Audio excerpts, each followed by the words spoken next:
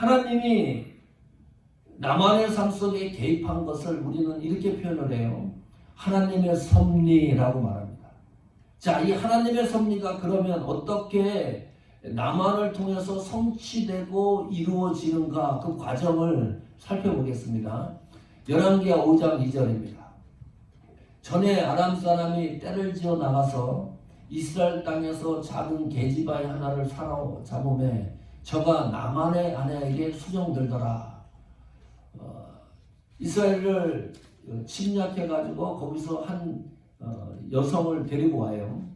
여기 작은 계집아이로 성경이 번역을 해놨는데 정확한 번역은 하찮은 소녀라는 말입니다.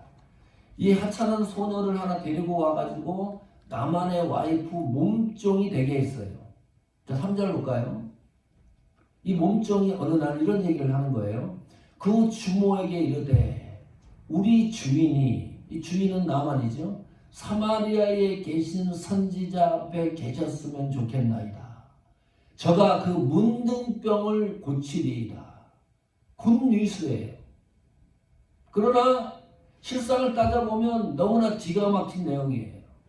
자, 여기 한번 살펴볼까요? 정보도 정확하지가 않아요. 주인에게 사마리아에 있는, 우리나라 어느 지역에 있는 선지자 이름도 몰라요. 엘리사입니다. 후에 그 선지자가 엘리사로 나오지만 이 선지자 이름도 몰라요.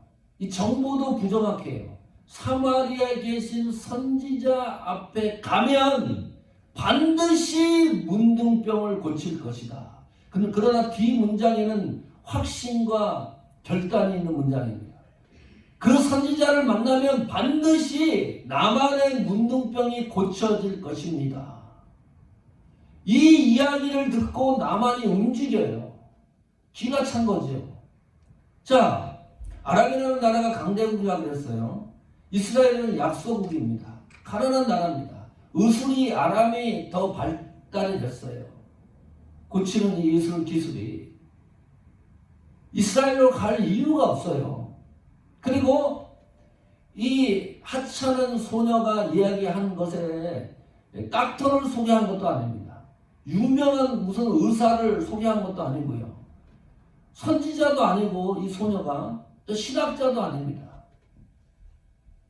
정말 성경 그대로 별 볼일 없는 그냥 나만의 아내를 수종들면 몸종에 불과했는데 그 이야기를 듣고 나만이 움직여요. 이상하잖아요. 아니, 그 나라에서 아람이 총사령관을 지낼 정도면 그 나라에 있는 유명한 의사들을 다 만났겠지요. 치료하려고 애를 썼겠지요. 그래도 치료가 안 되는 거였었잖아요. 아람이 나라가 강대국이었기 때문에 의술도 이스라엘보다는 뛰어났겠지요. 이런 거예요. 우리 보고 몸이 어디가 아픈데 아프리카 저기 뭐 산골짜기에 가서 치료받으라는 거예요. 거기 가면 선지자가 있으니까. 이 허무맹랑한 이야기를 듣고 그러나 나만이 움직여요. 이상합니다. 이유가 있습니다. 이것이 기적입니다. 기적이라고 말하는 것은 하나님이 나만의 삶을 섭리했다는 결정적인 증거입니다. 이 이야기를 듣고 움직인다는 것 자체가요, 나만은 모르지요. 그러나 움직이고 있는 이 현상은 나만의 삶 속에 하나님이 깊숙하게 개입해서 섭리하고 있다는 증거입니다. 나만의 이 하나님의 섭리를 돕는 사람이 또 있습니다. 이 이야기를 듣고 나만이 왕에게 쫓아가요. 4절에 봅시다. 나만이 들어가서 그 주인, 대통령이죠. 다 같이 읽어보겠습니다. 시작. 고하여 가로되 이스라엘 땅에서 온 계집아의 말이 이러이러하더이다. 가서 대통령한테 얘기를 하는 거예요. 총사령관이니까. 내가 집에 데리는 몸종 하나가 이런 얘기를 하고 있다. 어떻게 하면 좋겠느냐. 자, 보세요. 왕이 이런 결정을 해요. 5절 봅시다. 아람 왕이 가로되 갈지어다. 이제 내가 이스라엘 왕에게 글을 보내리라. 나만이 곧 떠날새 은 10달란트와 금 6,000개와 의복 10배를 가지고 가서 왕이 이야기를 들어요.